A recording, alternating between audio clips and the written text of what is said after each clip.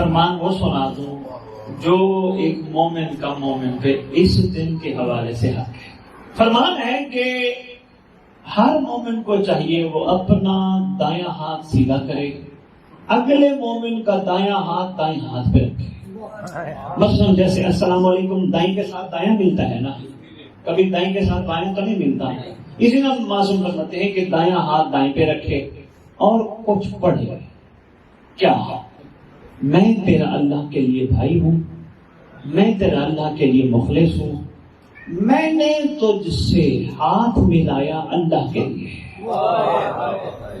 حیرانی کی بات ہے، دن غدیر کا ہے، کام اللہ کے لیے۔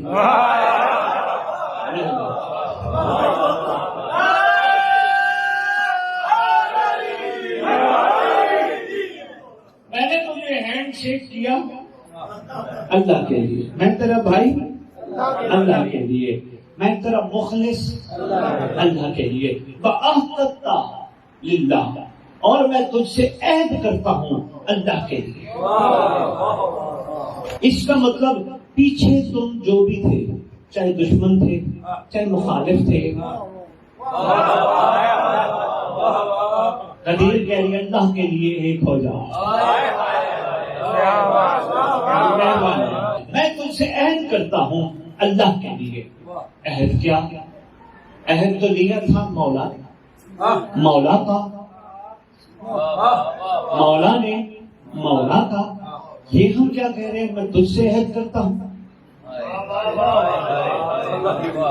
میں عہد کرتا ہوں اللہ کے لیے، اللہ سے، میں عہد کرتا ہوں ملائکہ سے، میں عہد کرتا ہوں اس کی کتابوں سے، میں عہد کرتا ہوں اس کے رسولوں سے، میں عہد کرتا ہوں نبیوں سے، میں عہد کرتا ہوں ائمہ معصومین سے، اگر میں ہو جاؤں اہل بہشت میں سے، اگر میں ہو جاؤں، بادشاہ کی اگر کی ہے، اگر میں ہو جاؤں اہل بہشت میں سے اور شفاعت حاصل کرنے والوں میں سے، اگر میں ہو جاؤں، میں عہد کرتا ہوں میں داخل نہیں ہوں گا او مومن تیرے بغیر۔